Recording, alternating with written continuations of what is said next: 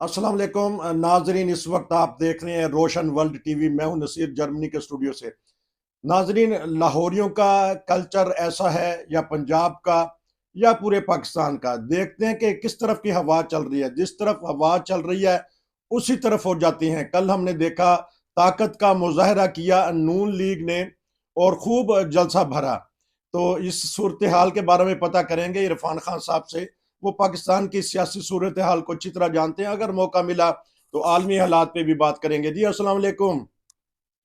वालेकुम। मियाँ दे नारे वजन गए। कल नवाज शरीफ 4 साल बाद आए हैं और इस्लामाबाद फिर उनकी शानदार इस्तकबाल किया गया है। जलसा उन्होंने भर दिया है।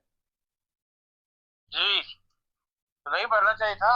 नहीं तो देखते हैं कि ये मैंने आपको अपना कल्चर बता दिया है कि जिधर की हवा चलती है, कभी वो तहरीक इंसाफ की तरफ, कभी वो कायदे आजम लीग की तरफ, कभी कभी वो नून लीग की तरफ दोबारा आ जाते हैं।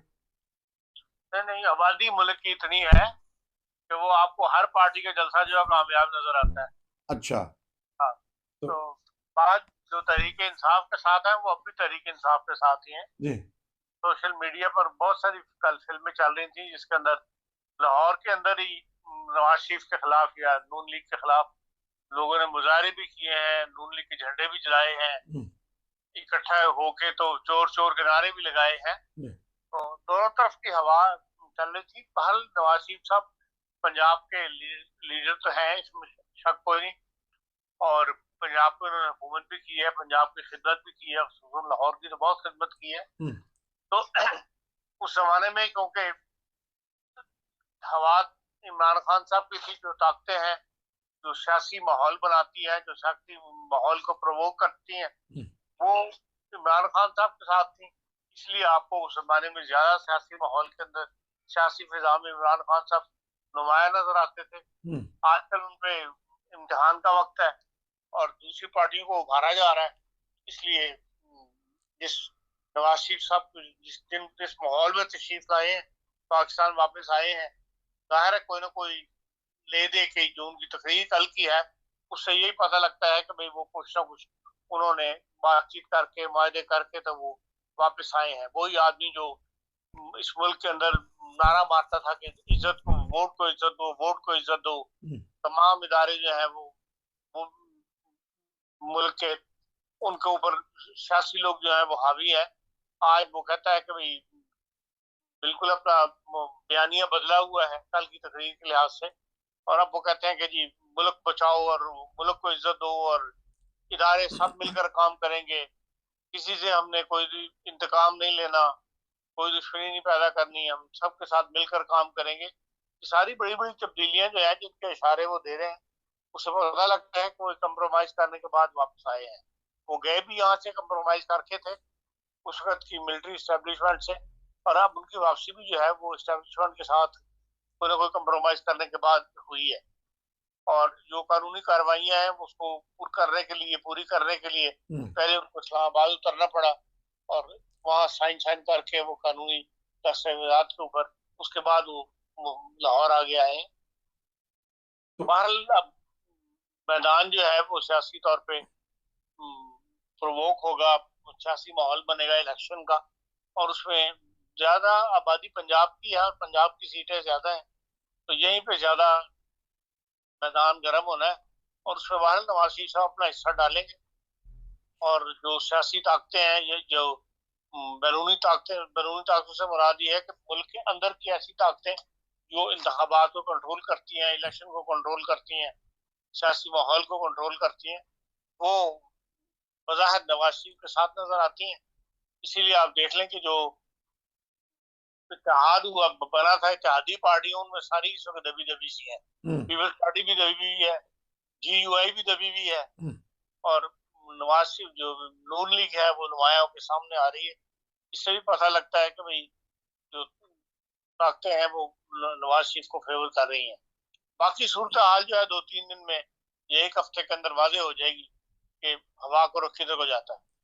कंप्रोमाइज किसने किया है, नवाज शरीफ साहब ने या बड़ी ताकतों ने? कि अब कुछ ना कुछ तो सियासी सजदज या मैदान लगना चाहिए। उन्होंने भी सोचा होगा तो कि इनको ले आए फिर। कहा यही जाएगा कि नून लीग ने कंप्रोमाइज किया है। अच्छा। वरना उसके बगैर वो यहाँ आ नहीं सकते। तो अभी तक तो नून लीग ही नजर आ रही है मैदान अमल में, तो सियासी दंगल फिर किस तरह सजेगा? इनका मुखालिफ तो कोई है नहीं। देखें, बाकी पार्टियां जो है उनके अंदर बाद ऐसे लोग हैं जो अपने नाम पे इलेक्शन लड़ते हैं और सीट जीत जाते हैं। जी।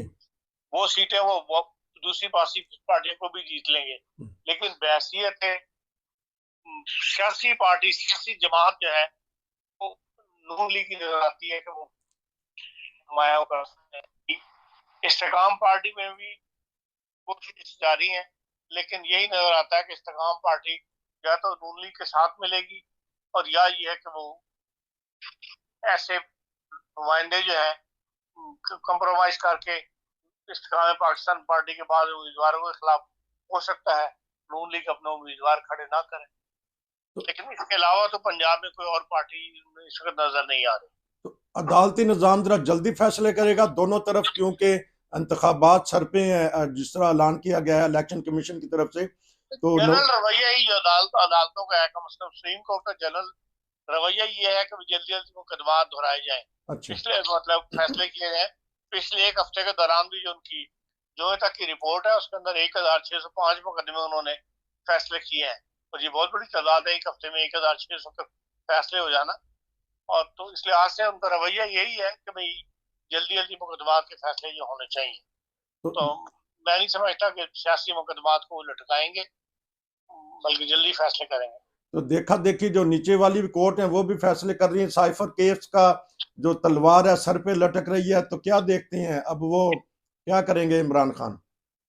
देखें, साइफर केस को बज़ाहिर मोड़ा जा रहा है कि भाई इस तरफ आ जाए कि जिसके अंदर सजाएं वगैरह दी जाए, और उसमें ज्यादातर ब्यूरोक्रेट से या जो हमारे वो भी ब्यूरोक्रेट ही हैं जो वजारत खारजा के अफसरान है, उनसे बयान लेके तो उस मुकदमे को बनाया जा रहा है। जो अपने वकील हैं इकरार आसिम साहब, उसकी बात में मुझे वजह नजर आता है कि अगर कानूनी तौर पे देखा जाए तो इसमें से कुछ निकलेगा नहीं। अच्छा। इस केस में से तो, तो फिर क्या अवाम जोन सी है वो बर्दाश्त कर लेगी अगर सजा होती है, या इनको जरा तंग किया जाता है तहरीक इंसाफ को? अवाम किसके लिए उठी है? अवाम वक्ती तौर पर उठती है, उस वक्त उठती है जो बंदा इक्तदार में होता है। तो इक्तदार से अलहदा हो गए उसके लिए किसके लिए उठी? ना जुल्फकार अली भुट्टो के लिए उठी और ना नवाज शरीफ के लिए उठी।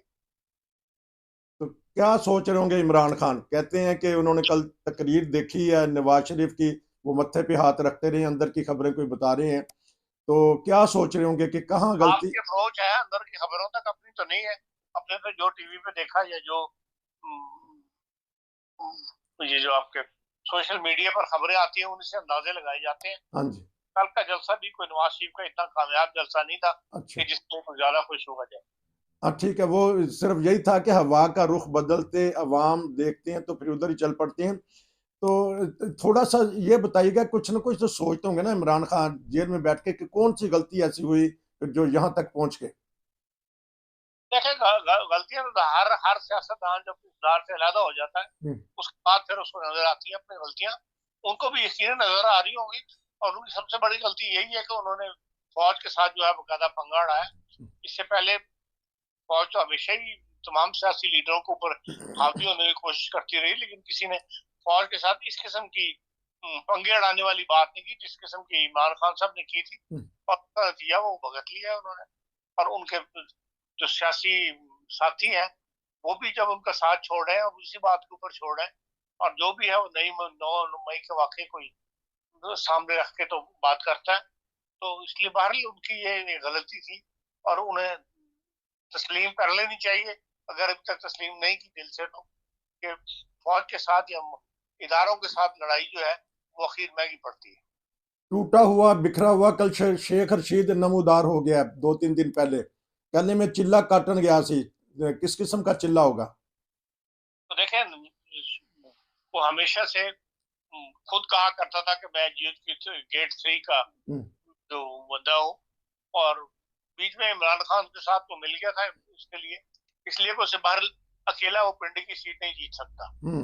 इसलिए उसे किसी न किसी बरसर-ए-इक़्तिदार पार्टी की या किसी सियासी बड़ी पार्टी की हिमायत चाहिए होती है। तो उसने उसका इमरान खान की ले ली थी। अब ये है कि जो कुछ उसके साथ हुआ है 40 दिन में, जो बयान किया है बस टीवी एंकर्स ने, वो जो एक्सप्रेस के ऊपर प्रोग्राम करते हैं, उन्होंने तो बताया कि भाई इसके साथ काफी फौज ने इसको हिलाया है और काफी इसके साथ सख्त रवैया रखा है। तो उसके बाद वापस आ गए अपने जेएसयू गेट की तरफ। और क्या चिल्ला कशी उन्होंने कर लिया। अब आलमी खबरों पे एक दो बता दीजिएगा, क्या हालात देख रहे हैं कि बड़े बड़े अब वज़रा जो हैं वो मिल रहे हैं कि कनाडा के वजीर आजम ने बात की है वली अहद से, तो क्या देख रहे हैं आने वाले हालात में अब जंग देखना क्या है, बेचारे फलस्तीनी जो है, जो हमास ने स्टेप उठाया था उसका नतीजा आम फलस्तीनी भुगत रहा है। तकरीबन 4000 फलस्तीनी जो है वो हलाक हो चुका अब तक, और खानदान के खानदान। और अभी तक बड़ी ताकतें जो है वो इस तरफ नहीं आई कि वो इसराइल का हाथ पकड़ सके। बास ताकतें ऐसी हैं, मौजूद हैं, जो इसराइल का हाथ पकड़ सकती हैं कि आप बस करो। लेकिन उसने जो आज भी ऐलान किया है कि भाई जो गजा का इलाका जो है वो खाली करवाना चाहता है और लोगों से अपील कर रहा है कि वो एक से गजा के मगरिब से मशरिक की तरफ वो मूव कर जाए। जो नहीं करेंगे तो फिर हम उनको दहशतगर्द तस्वर करेंगे और उनके साथ हम वो बुरा सलूक करेंगे। अब इस सूरत हाल को रोकने में अगर चाहे बड़ी ताकतें तो वो कर सकती हैं। मुसलमान तो ताकतें जितनी भी हैं वो बयान देने से ज्यादा और कुछ नहीं कर सकते। लेबनान के अंदर गोलाबारी हुई है, हिजबुल्लाह के ठिकाने वहां है जो इन्होंने बहुत ज्यादा बमबारी की है।